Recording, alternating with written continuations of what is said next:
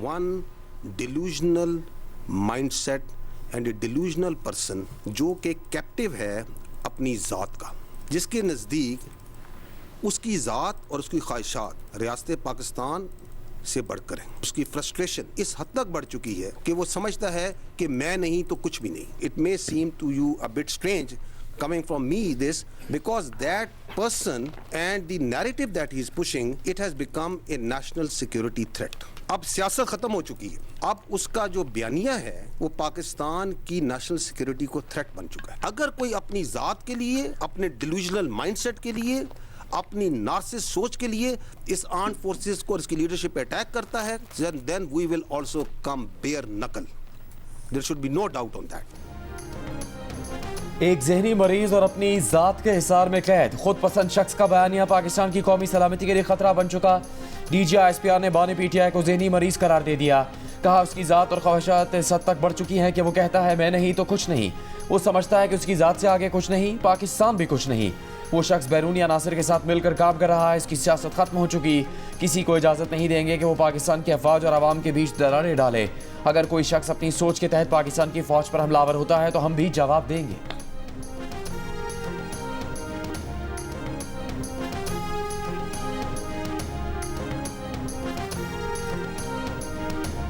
हमारे और आपके दरमियान ये अपनी सियासत से फर्क डाल सकता है? कभी भी नहीं डाल सकता।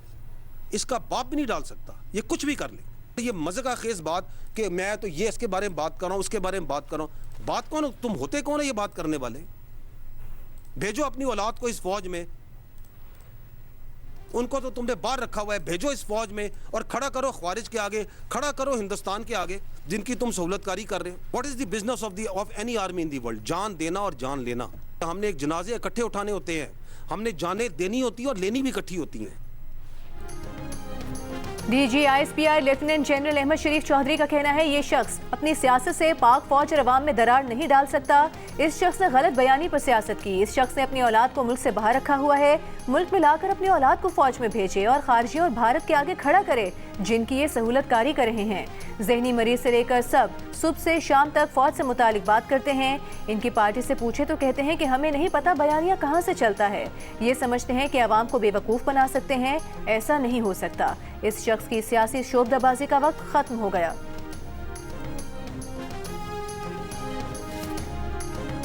एक शख्स कहता है कि मेरी पार्टी का जो शख्स, जो बंदा पाकिस्तान की अफवाज के नेशनल डिफेंस यूनिवर्सिटी में गया है वो गद्दार है। How interesting.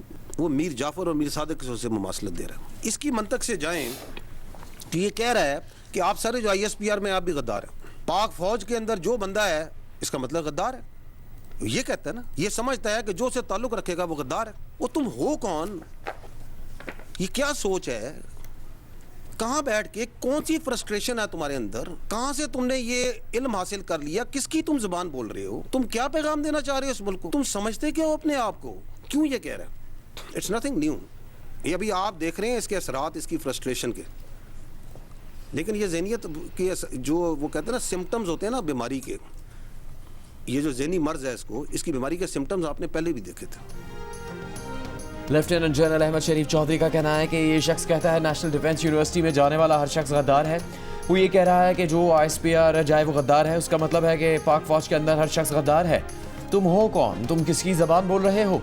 इस शख्स के ज़हनी मरज़ की अलामत सब पहले भी देख चुके हैं। इसकी सियासत की तारीफ़ ये है कि अगर मैं इक़्तिदार में हूँ तो जमहूरियत है, नहीं तो आमरियत है। इसकी पार्टी के पास एक सूबे की हुकूमत है, उस पर क्यों नहीं बात करते? दहशतगर्दी पर क्यों नहीं बोलते? मुल्क के इतने इशूज़ हैं, इन पर क्यों नहीं बात करते? क्या ये आज़ादी इज़हार राय है? ये कौन सी सियासत है?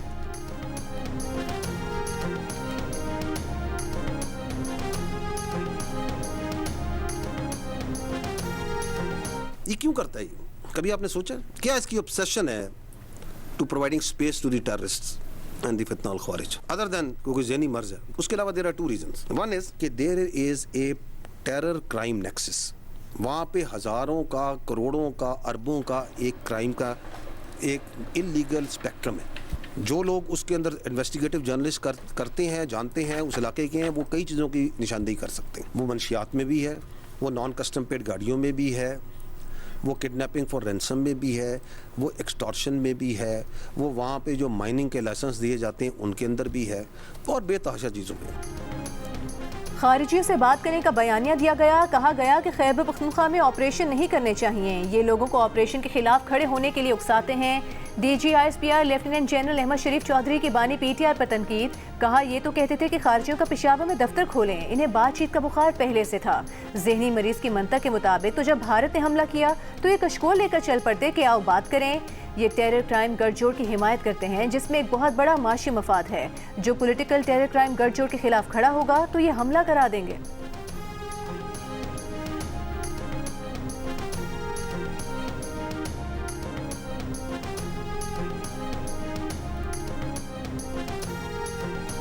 अब ये CDF की नोटिफिकेशन के ऊपर तो एक सैलाब था झूठ का और प्रोपेगेंडे का जो इन्होंने शुरू किया हुआ है। ये आज़ादी इज़हार राय है, दिस इज पॉलिटिकल एसोसिएशन और फ्रीडम ऑफ पॉलिटिक्स है।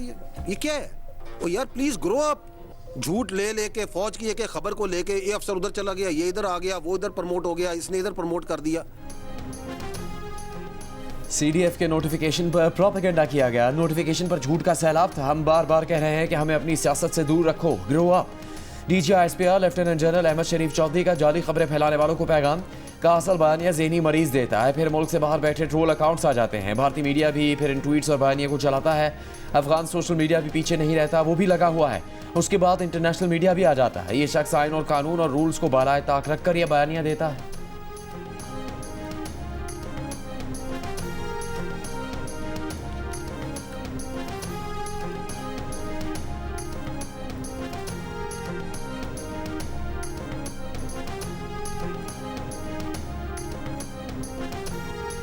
जो चीफ मिनिस्टर खैबर पख्तूनख्वा उन्होंने एक इल्ज़ाम आयद किया कि सिक्योरिटी फोर्सेस के हमारे जवान अपनी जानें कुर्बान कर रहे हैं मुल्क के लिए। कहते हैं मसाजिद के अंदर कुत्ते बांधते हैं, और जब हम उनको कहते हैं तो वो आगे से कहते हैं जी कि हम आप में और कुत्तों में कोई तफरीक नहीं करते। ये जो पूरा बयानिया, मैंने कहा they have a comical obsession with army. फौज के बारे में बात करो, फौज के बारे में इल्जामात लगाओ, फौज के ऊपर हर चीज़ डालो, बिकॉज अपनी गवर्नेंस की तरफ कोई बात ना करे। मैंने आपको कहा ना कि one of the reason is, but this is one of the reason, ताकि मैं अपनी लूटमार जारी रखूं, मैं अपनी करप्शन जारी रखूं, मैं अपने रिश्तेदारों को, अपने भाइयों को और इस पॉलिटिकल टेरर क्राइम नेक्सस को चलाता रहूं। ये जो कहते हैं इनके लिए मैं यही कहूँगा कि बार्किंग, जो कुत्ता भौंक रहा होता है ना, उसके बारे में जो है ना ज़्यादा परेशान होने की ज़रूरत नहीं होती। DG ISPR lieutenant general Ahmed Sharif Chaudhry का वज़ीर आला खैबर पख्तूनख्वा सुहेल आफरीदी के बयान पर रद्द-ए-अमल। कहा ऐसे बयानात से परेशान होने की ज़रूरत नहीं। इन लोगों पर फौज के खिलाफ मुज़िका खेज खब्त सवार है। इन लोगों को सच और झूठ की परेशानी नहीं है, क्योंकि ये चाहते हैं कि इनसे करप्शन के बारे में कोई सवाल ना हो। ये अपना टेरर क्राइम गठजोड़ चलाते रहें, लेकिन ऐसा नहीं होगा।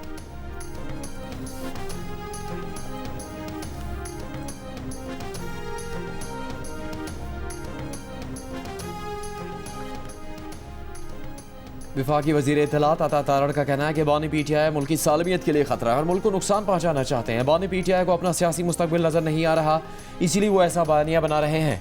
जियो न्यूज़ के प्रोग्राम नया पाकिस्तान में गुफ्तगू करते हुए कहा कि अब मुलाकात बंद और रियासती रेट बहाल करने का वक्त है। जेल के बाहर अमन अमान ख़राब करने की कोशिश की तो मुकदमात होंगे, आनी हाथों से निपटा जाएगा।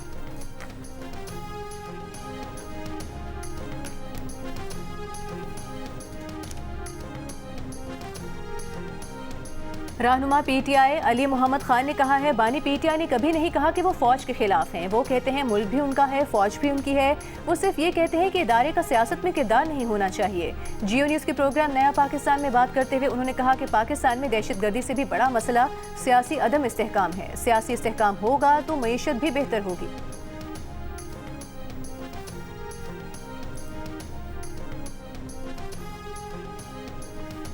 सेनेटर फैसल वावडा ने कहा है कि उन्होंने नर्म जबान इस्तेमाल की थी, रियासत ने जवाब दे दिया। अब पाकिस्तान उसकी अफवाज और शहीदों का मजाक नहीं बनेगा। अब कोई भी चीज़ इंच बराबर भी बर्दाश्त नहीं की जाएगी। फौज के खिलाफ दुश्मन मुल्क के दाने को किसी सूरत बर्दाश्त नहीं किया जाएगा। आज रियासत ने अपना जवाब वाज़ेह तौर पर दे दिया है।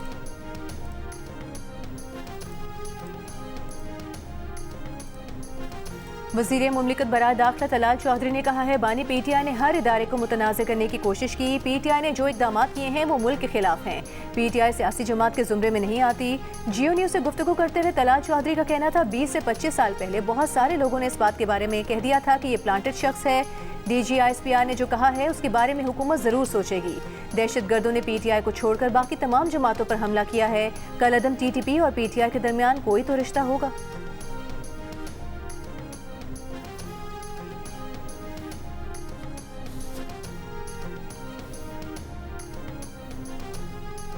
अफगानिस्तान के दहशतगर्द अनासर को पाकिस्तान में दाखिल न होने देने की यकीन दहानी तक सरहद बंद रहेगी। पाकिस्तान का दो टोक मौक़िफ़। तर्जुमान दफ्तर ख़ारजा ने कहा कि अफगान सरहद अपनी हिफाजत के लिए बंद की है। पाकिस्तान नहीं चाहता कि इसके शहरी दहशतगर्दी का निशाना बने। मसला सिर्फ TTP या TTA नहीं, अफगान शहरी भी पाकिस्तान में संगीन जराइम में मुलविस रहे हैं। तिजारती गुजरगाहें और बॉर्डर क्रॉसिंग बदस्तूर बंद है। सिर्फ UN की इमदादी अशिया को इस्तिस्ना दिया गया। अफगान अवाम के लिए इमदादी राहदारी में पाकिस्तान हमेशा मुस्बत रहा। एक सवाल पर तर्जुमान दफ्तर ख़ारजा ने कहा तुर्क सदर ने 2 हफ्ते पहले ऐलान किया था कि आला सतह का तुर्क वफ्द इस्लामाबाद आएगा। तुर्की के वफ्द के न आने की वजह शेड्यूलिंग या तालिबान का अदम ताउन हो सकती है। सऊदी अरब में पाक अफगान मुज़ाकरात से मुतालिक मीडिया रिपोर्ट्स का इल्म है। इस बारे में कोई नई मालूमात नहीं है।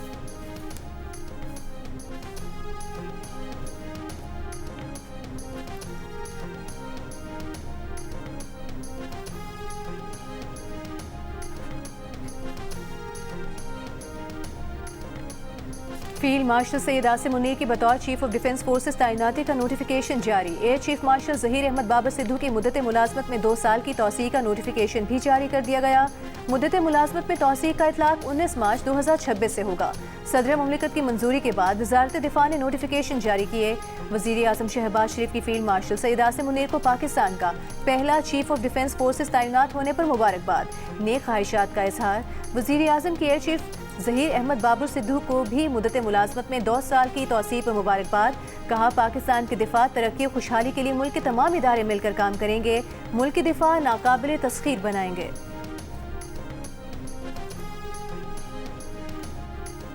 कुछ हुकूमत के वज़रा इस वक्त ये सोचते हैं कि वो दूसरे सूबे से मज़ीद ना सिर्फ इख्तियार लेने चाहते हैं मगर वसाइल उनसे लेना चाहते हैं। सेल्स टैक्स ऑन सर्विसेज एक टैक्स है जो एक ज़माने में FPR कलेक्ट करता था। 18वीं तरमीम के बाद वो टैक्स सूबाई हुकूमतों के पास चली गई और सूबा सिंध ने वफाक के सारे रैकेट्स तोड़ दिए और बाकी सूबे के सारे रैकेट्स तोड़ दिए हैं। तो मैं समझता हूँ कि मज़ीद टैक्सेस भी है, वो टैक्सेस भी हम वफाक के लिए जमा करने के लिए तैयार हैं ताकि हम उनसे बेहतर टैक्स कलेक्शन करके उनके जो मुश्किलात हैं वो दूर कर सकें।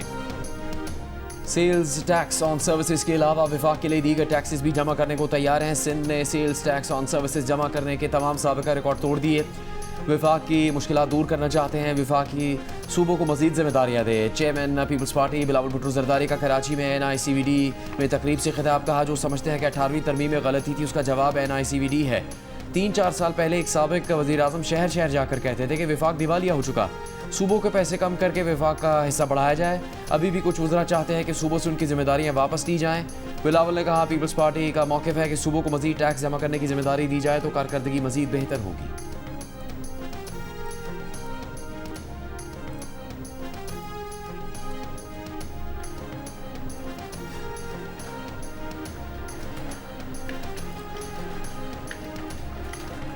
जमहूरियत डायलॉग से आगे बढ़ती है, डेडलॉक से नहीं। PTI को मुज़ाकरात की जो पेशकश वज़ीर आज़म ने की वो आज भी मौजूद है।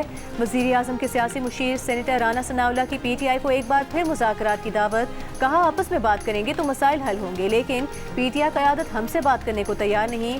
जिनसे PTI क़यादत बात करने को तैयार है वो उनसे बात नहीं करना चाहते। सेनेटर राना सनाउल्लाह ने मजीद कहा बानी PTI से जो मुलाकात होगी वो कानून के मुताबिक होगी। जेल रूल्स और कवानीन किसी मुजरिम को इजाज़त नहीं देते कि वो अमन व अमान की सूरत हाल ख़राब करे।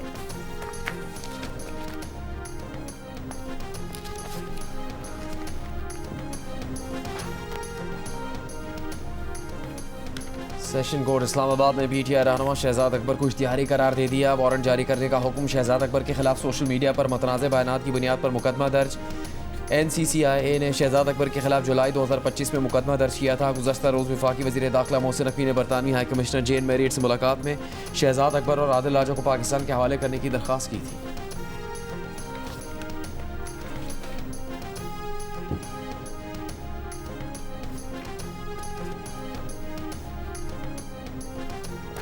खैबर पख्तूनख्वा काबीना ने 9 मई के मुकदमात खत्म करने की मंजूरी दे दी। एडवोकेट जनरल खैबर पख्तूनख्वा शाह फैसल उस्मान खेल ने कहा 51 मुकदमात में रियासत काबीना की मंजूरी पर दस्तबरदार होगी। सूबाई काबीना ने वाक़यात की तहकीकात के लिए कमेटी तश्कील देने की भी मंजूरी दे दी।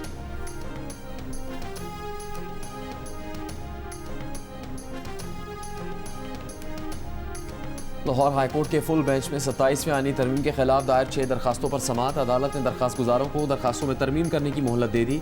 बेंच के सरबराह जस्टिस सदाकत ने कहा आर्टिकल 174 के तहत इस्लामी जमहूरिया पाकिस्तान को फरीक बनाना ज़रूरी है। आपने आइन की तरमीम चैलेंज की है तो अदालत भी आइन के मुताबिक चलेगी। वकील ने कहा गलती तस्लीम करते हैं, हाथ से लिख कर फरीक बना देते हैं। अदालत ने कहा हाथ से लिखने की गुंजाइश नहीं है।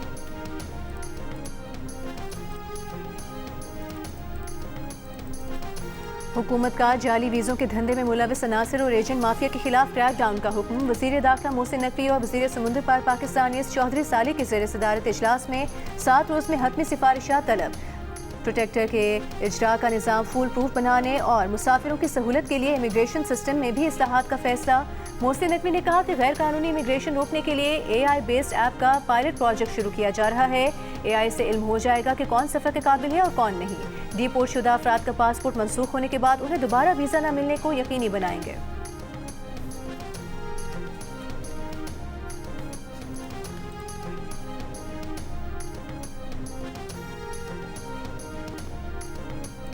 पाकिस्तान ने 2027 तक 45 LNG कार्गोज़ की खरीदारी मनसूख कर दी। ज़राए पेट्रोलियम डिवीजन के मुताबिक पाकिस्तान ने कतर से 24 और इटली से LNG के 21 कार्गोज़ की खरीदारी मनसूख की है। इटली की कंपनी का पाकिस्तान LNG लिमिटेड के साथ कार्गो सप्लाई का 15 साल का मुआहदा है। कतर की कंपनी का LNG कार्गोज़ की फराहमी का PSO के साथ तवील मुद्दती मुआहदा है। पाकिस्तान तवील मुद्दती मुआहदों के तहत हर माह 10 LNG कार्गोज़ दरामद करता है।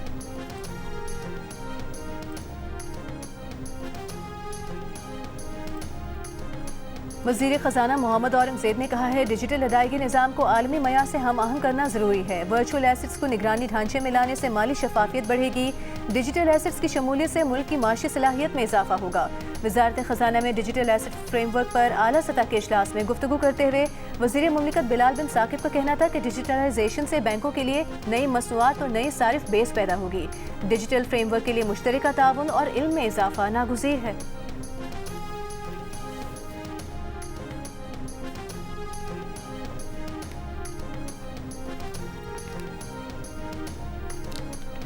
मौजूदा हुकूमत गुज़श्ता हुकूमतों की निस्बत माहौलियात को बेहतर समझती है। इस हुकूमत को काफ़ी हद तक मसाइल का इदराक है। फ़िज़ाई मायार में बेहतरी आई है। बड़ी गाड़ियों पर जारी क्रैकडाउन अच्छा कदम है जिसे जारी रखना चाहिए। लाहौर हाई कोर्ट में स्मॉग के तदारुक के लिए दायर दरखास्तों पर समाअत में अदालत के रिमार्क्स। पंजाब हुकूमत के वकील ने कहा कि हैवी ट्रांसपोर्ट वालों ने क्रैकडाउन के खिलाफ हड़ताल की कॉल दी है। अदालत ने कहा हड़ताल की परवाह न करें, इनके लाइसेंस मुअत्तल कर दें, गाड़ियाँ बंद कर दें। दरख्तों की कटाई का सिलसिला बंद होना चाहिए, ये ऐसे नहीं चल सकता। PHA की खुसूसी टीम दरख्तों की कटाई के मामले की इंक्वायरी करे।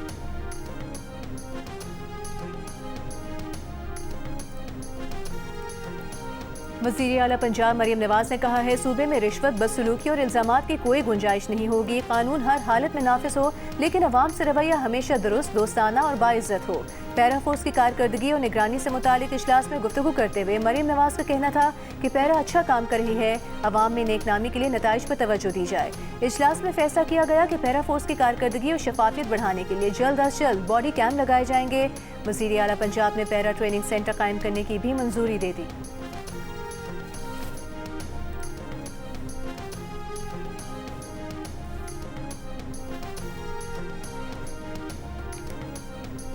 वज़ीर आला सिंध मुराद अली शाह का जून 2027 में घोटकी कंदकोट पुल का इफ्तिताह करने का फैसला। Public private partnership policy board के इजलास में कहा मंसूबे की लागत में इजाफा और टाइम लाइन में तब्दीली की है। पुल की लंबाई 3 किलोमीटर से बढ़ाकर 12.2 किलोमीटर कर दी है। घोटकी कंदकोट पुल की तामीर का काम दोबारा शुरू हो चुका।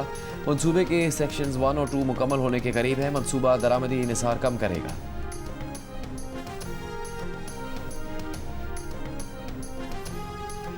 वज़ीर आला खैबर पख्तूनख्वा सुहेल आफरीदी ने कहा है, कौमी मालियाती कमीशन के इजलास में सूबे का मुकदमा भरपूर अंदाज में पेश किया। NFC में जम अजला का शेयर शामिल नहीं जो 1375 अरब रुपए है। सूबाई काबीना के इजलास में गुफ्तगू करते हुए कहा, जिले इंतजामिया को बुलेट प्रूफ गाड़ियाँ तरजीही बुनियादों पर फराहम की जाएंगी। वज़ीर आज़म शहबाज शरीफ का मलेशिया के वज़ीर आज़म से टेलीफोनिक राबता, समंदरी तूफान से होने वाली तबाही पर इजहार यकजहती, इमदादी कार्रवाई में मदद की पेशकश। शहबाज शरीफ ने कहा, मलेशियन हुकूमत को जिस किस्म की भी मुआवनत दरकार होगी पाकिस्तान फराहम करेगा।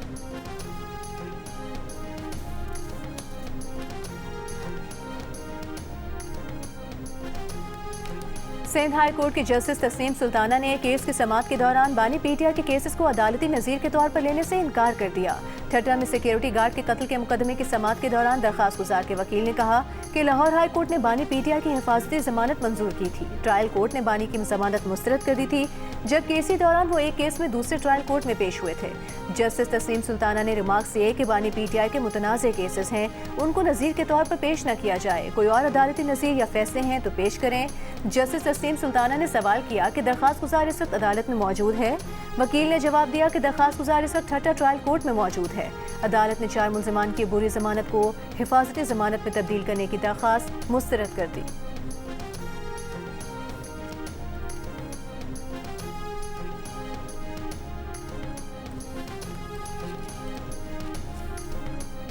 वज़ीर आला सरफराज बुगटी की ज़ेर सदारत बलूचिस्तान काबीना का इजलास। काबीना का आलूदगी का बाइस बनने वाले रिक्शों और मोटर बाइक्स पर मरहलावार पाबंदी का फैसला। सरफराज बुगटी ने कहा, सूबे में इलेक्ट्रिक बाइक्स और इलेक्ट्रिक रिक्शे मुतारिफ करवाए जाएंगे। बलूचिस्तान की तारीख में पहली बार ख़वातीन के लिए पिंक बस का आगाज़ होने जा रहा है। बलूचिस्तान काबीना के फील्ड मार्शल आसिम मुनीर को चीफ ऑफ डिफेंस फोर्सेस तैनाती पर मुबारकबाद। सरफराज बुगटी ने कहा कि पाक अफवाज आलमी और कौमी चैलेंजेस से निपटने के लिए गैर मामूली सलाहियत रखती है। बलूचिस्तान की आवाम बहादुर अफवाज के शाना बशाना खड़े।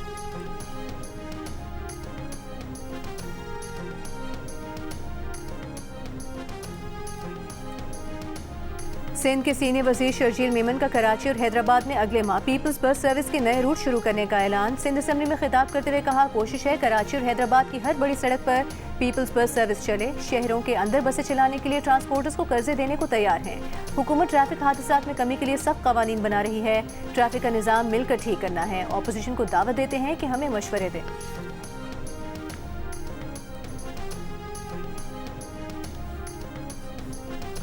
वज़ीर बल्दियात सिंध नासिर शाह का कहना है कि NFC पर कोई समझौता नहीं होगा। NFC अवार्ड बहुत अहम है। 18वीं तरमीम भी हमला है। सक्कर में सहाफ़ी से गुफ्तगू करते हुए कहा कि MQM वाले सिर्फ शोशे छोड़ते हैं, संजीदा मत लिया करें। सिंध की तकसीम की बातें वो खुद को जिंदा रखने के लिए करते हैं। MQM सिंध के बल्दियाती निज़ाम में शामिल ही नहीं हुई थी। वज़ीर बल्दियात का कहना था कि कराची में गटर में बच्चे का गिरना इंतहाई अफसोसनाक वाक़या है। कोई अपनी जिम्मेदारी से पीछे नहीं हट सकता। सुपर स्टोर वाले पार्किंग के पैसे ले लेते हैं, इनसे छोटा सा गड्ढा नहीं भरा गया।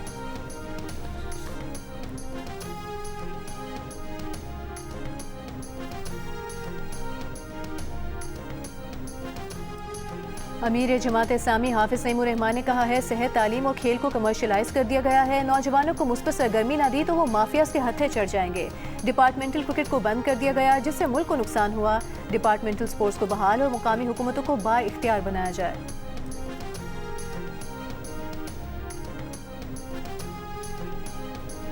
मेजर मोहम्मद अकरम शहीद निशान हैदर का 54वां यौम शहादत। जेहलम में शहीद की कब्र पर तकरीब। मुसल्लह अफवाज के दस्ते ने सलामी दी। कोर कमांडर ने शहीद की कब्र पर फूल रखे, फातह खानी की।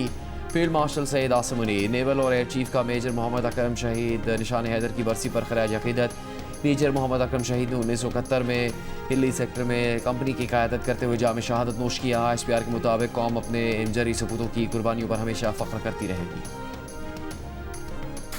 जंग जियो के इश्तराक से आर्ट्स काउंसिल कराची में जारी वर्ल्ड कल्चर फेस्टिवल के 36वें रोज़ फ़लस्तीनी theatre play as if it were a dream शायकीन की तवज्जो का मरकज़ रहा। थिएटर में फ़लस्तीनी नौजवान की कहानी दिखाई गई।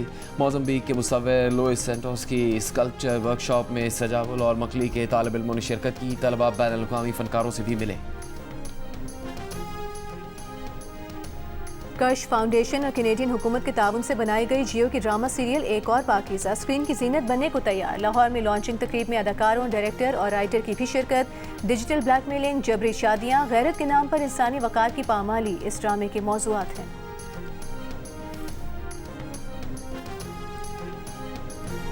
गुलकारी की दुनिया में नाम बनाने का ख्वाब लिए फैसलाबाद की हिरा कैसर पाकिस्तान आइडल के टॉप 16 में शामिल।